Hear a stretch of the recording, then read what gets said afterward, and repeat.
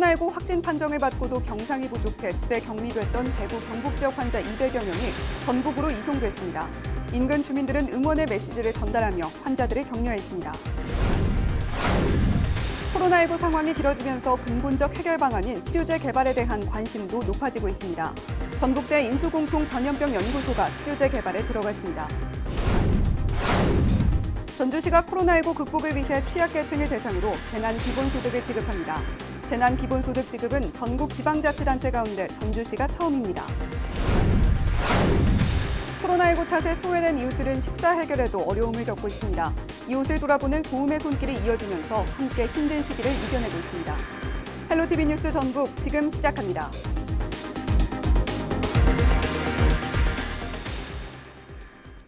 여러분 안녕하십니까? 헬로티비 뉴스 전북입니다.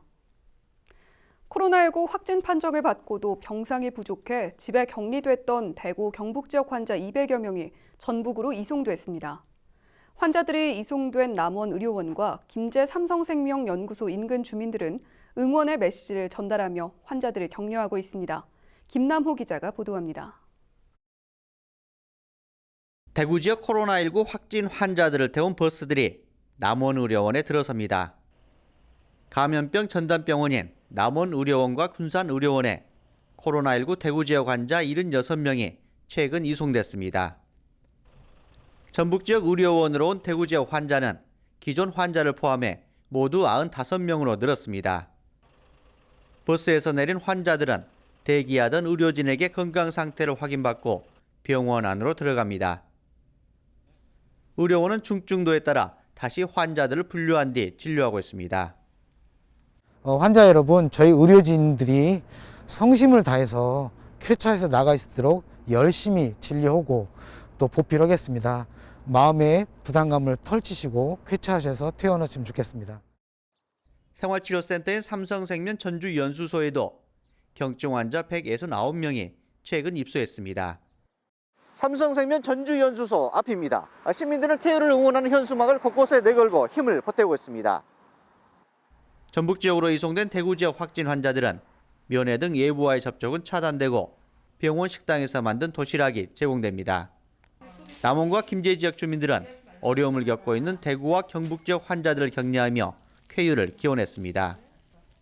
네, 우리 남원에 이렇게 방문해 주셔서 감사하고 아픈 상태이긴 하지만 우리 시민들의 정성을 듬뿍 드시고 빨리 나으셔서 나중에 건강하게 광활로에 놀러 오세요. 우리 남원은 지리산이 있어서 청정 지역인데요. 빨리 몸 건강히 고향으로 다시 돌아가셨으면 좋겠습니다. 응원합니다. 전북 지역 감염병 전담병원인 남원과 군산, 진안의료원의 223병상 가운데 100여 병상은 대구 지역 환자를 이송받고 나머지는 전북 지역 환자 발생에 대비해 남겨질 전망입니다. 헬로티비 뉴스 김나옵니다.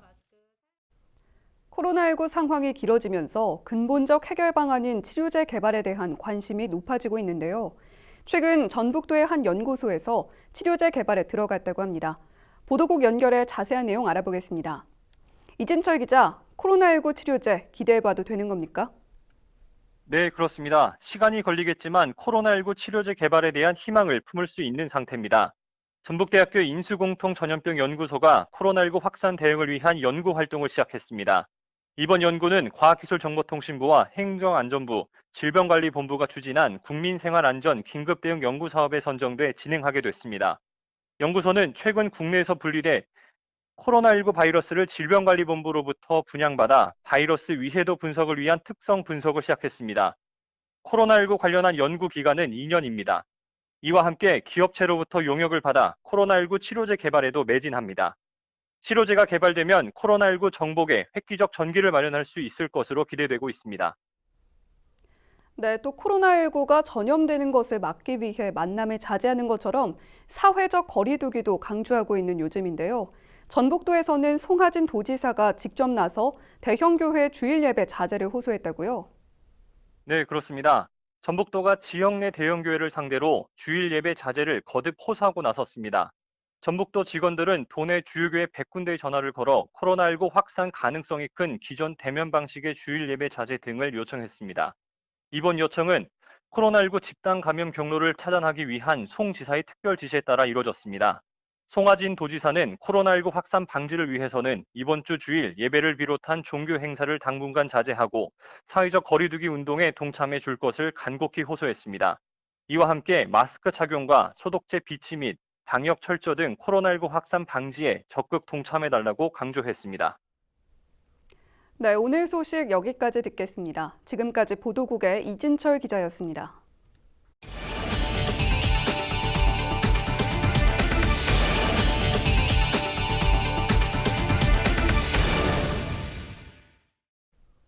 전주시가 전국 최초로 코로나19 극복을 위한 재난 기본소득을 취약계층에게 지급합니다. 전주시의회는 368회 임시회 본회의에서 재난 기본소득 지원금이 포함된 556억 5천만 원 규모의 긴급 추가 경정 예산안을 통과시켰습니다. 이번에 통과된 재난 기본소득 지원은 코로나19와 같은 재난으로 소득이 줄어 생계가 어려워진 시민에게 돈을 지급하는 정책입니다. 전주시는 재난 기본소득 52만 7천 원을 대상자 5만여 명에게 4월 안에 지급할 예정입니다. 코로나19 탓에 소외된 이웃들은 누구보다 더 어려운 하루하루를 보내고 있는데요. 한 끼 식사, 마스크 한 장이 절실한 이웃을 돌아보는 도움의 손길이 이어지고 있습니다. 보도에 정명기 기자입니다. 홀로 사시는 86살 임년종 할아버지. 무료급식소가 문을 닫으면서 당장 끼니 해결이 걱정입니다. 마침 이웃이 건네는 밑반찬은 큰 힘이 됩니다. 코로나 때문에 지금 바깥에도 제대로 나가지도 못하고 혼자서 지금 집에 있는데 모든 음식을 갖다 줘서 잘 먹고 지내고 있습니다. 코로나19 탓에 도내 무료급식소가 문을 닫으면서 넉넉지 않은 어르신들은 밥 한 끼가 소중합니다. 한편으론 간편식과 같은 대체식이 얼마나 영양가가 있을지 걱정되기도 하지만 그래도 다행입니다. 말이라고 해요. 고맙지. 한장 것을 이렇게 했는데 얼마나 고맙고. 마스크 대란에 시민들이 재봉틀 앞에 앉았습니다. 원단을 사서 박음질을 하고 한 땀 한 땀 손바느질로 마스크를 만들어냅니다. 마스크를 구하기 어려운 취약계층을 위해 지역 봉사단체가 나선 겁니다. 70여 명이 5일 동안 만든 마스크는 무려 2,500여 장에 이릅니다. 제작된 마스크는 경북 지역뿐만 아니라 외국인 근로자, 버스, 택시 운전기사, 그다음에 전통시장 상인, 그다음에 학원연합회 아동 청소년들에게 전달할 계획입니다. 결식이 우려되는 복지 사각지대를 찾아 도시락이나 간편식을 제공하고 마스크를 나누는 시민사회단체나 지자체가 늘고 있습니다. 코로나19 확산을 막기 위한 방역 소독이나 홍보 봉사도 계속되고 있습니다. 시민들의 건강과 안전을 지키기 위해 마스크를 추가 확보하는 한편 사회복지시설과 무료 급식시설 등 집단시설을 집중 점검해 코로나19 여파로 너나 없이 힘겹지만 나눔의 온정이 서로에게 힘이 되고 있습니다. 헬로티비 뉴스 정명규입니다. 호남 지역의 대표적 가야 문화유산인 남원 청계리 고분군의 국가문화재 지정이 본격적으로 추진됩니다. 또 국내 무주탑 현수교 가운데 가장 긴 순창군 체계산 출렁다리가 이달 말부터 관광객들에게 공개되는데요. 전북 시군 주요 소식을 김남호 기자가 전해드립니다. 남원시는 가야사 연구와 복원을 위해 청계리 고분군의 국가문화재 지정을 추진한다고 밝혔습니다. 남원 청계리 고분군은 지리산 시루봉 일대에 자리하는 고분으로 호남 지역에서 발굴된 가약의 고총 가운데 가장 규모가 큰 것으로 알려졌습니다. 남원시는 지난 2015년부터 발굴 조사를 통해 10여 기의 고분군을 확인했습니다. 우리의 소중한 가야 문화유산을 체계적으로 보존 관리하여 그 활용 가치를 높여 나가겠습니다. 순창군은 오는 27일 체계산 출렁다리 개통식을 갖고 일반인들에게 개방한다고 밝혔습니다. 체계산 출렁다리는 순창군이 추진한 섬진강 뷰라인 연결 사업의 핵심 사업으로 82억 원의 예산이 투입됐습니다. 이 다리는 지상으로부터 가장 높은 곳이 90m에 이른 것으로 파악됐습니다. 국내 무주탑 현수교 중에서 가장 긴 길이를 자랑하는 만큼 관광객 500만 돌파에 큰 기여를 할 것으로 확신하고 있습니다. 정읍시는 코로나19 유입 차단을 위해 지역 내 도시공원과 어린이 놀이시설 방역을 실시합니다. 정읍시는 예비비 9천여만 원을 투입해 도시공원 18곳에 대해 2개월간 방역 소독을 진행합니다. 또 중요 공원 시설물에는 지정 공무원을 배치해 시 자체적으로 주일에 정기 소독할 방침입니다. 헬로티비 뉴스 김나우입니다.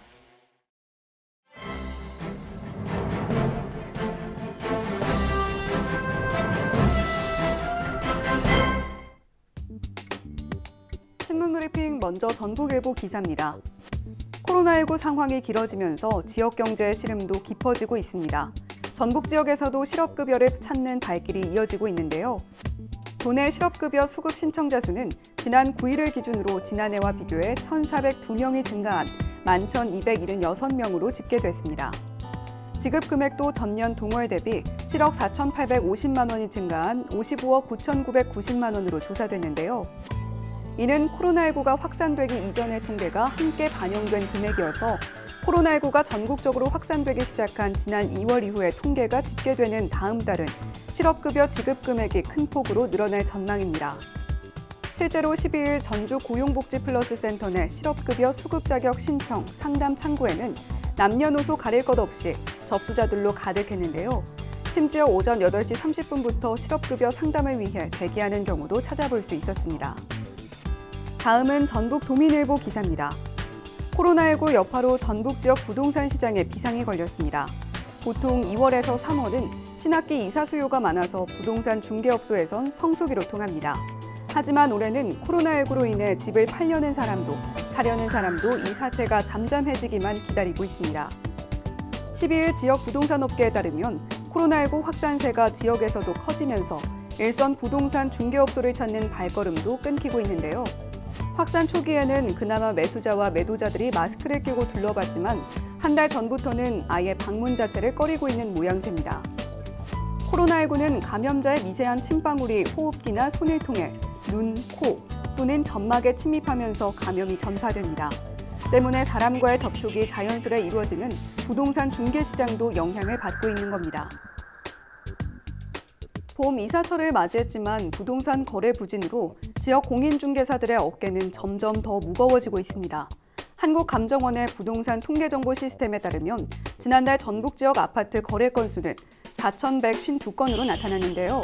전월 거래 건수가 5,083건이었던 것과 비교하면 거래가 약 18.3% 감소했습니다. 전문가들은 코로나19 사태가 더 장기화되면 지역 부동산 시장은 적지 않은 타격을 받을 것으로 내다보고 있습니다. 지금까지 신문 브리핑이었습니다.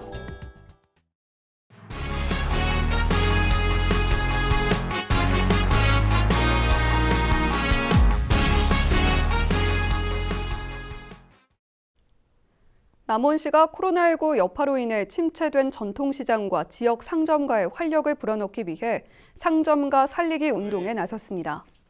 이환주 남원시장은 시청 공무원들과 함께 남원사랑 상품권으로 지역 상점가와 전통시장 등을 방문해 물품을 구매하고 상인들을 격려했습니다. 또 침체된 전통시장과 상점가 활성화를 위한 지역 경기 부양 정책과 소상공인 지원 사업 등을 설명하고 상인들의 어려움을 청취했습니다. 남원시는 코로나19에 대한 방역과 함께 지역 경제가 위축되지 않도록 다양한 지역 경제 활성화를 위한 시책을 펼치고 있습니다. 지금 국내적으로 코로나 바이러스 사태 때문에 우리 지역의 중소 자영업자들 또 골목 상권이 매우 힘드신데 같이 우리 시민들과 합심해서 극복할 수 있습니다. 이럴 때일수록 서로 힘이 돼지고 격려하면서 파이팅하면서 이 위기를 슬기롭게 극복해 나갑시다. 파이팅!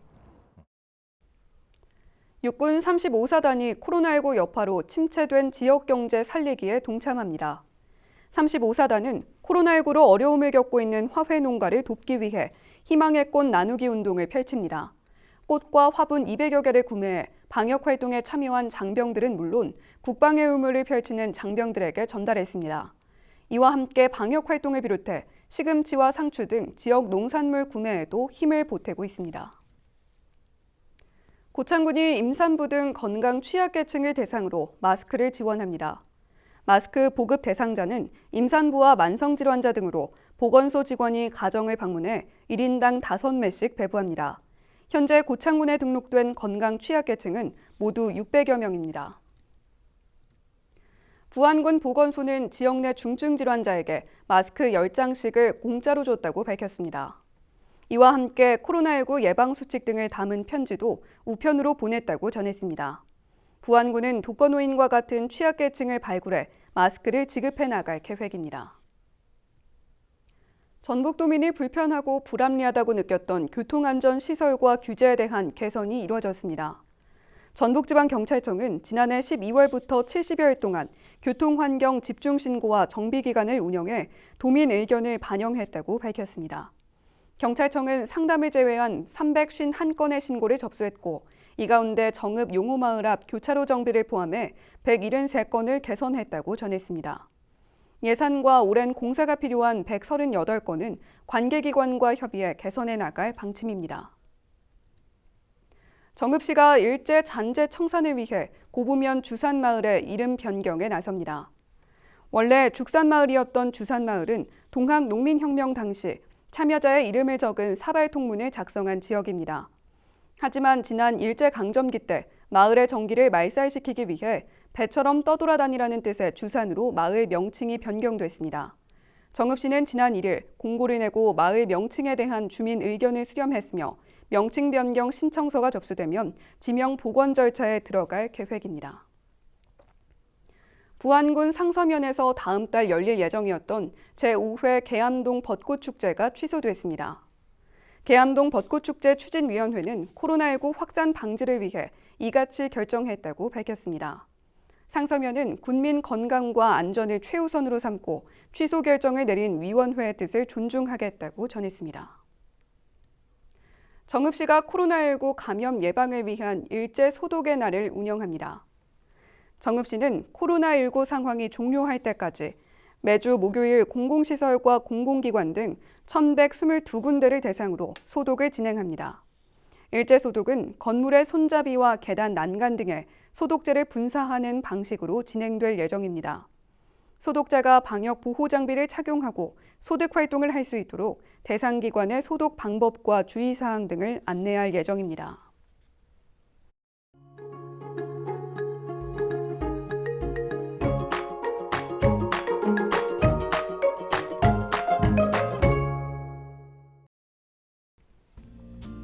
날씨와 생활입니다.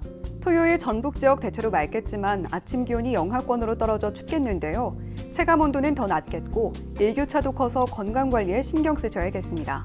토요일 아침 최저 기온은 영하 4도, 낮 최고 기온은 10도를 보이겠습니다. 자세한 우리 지역 날씨입니다.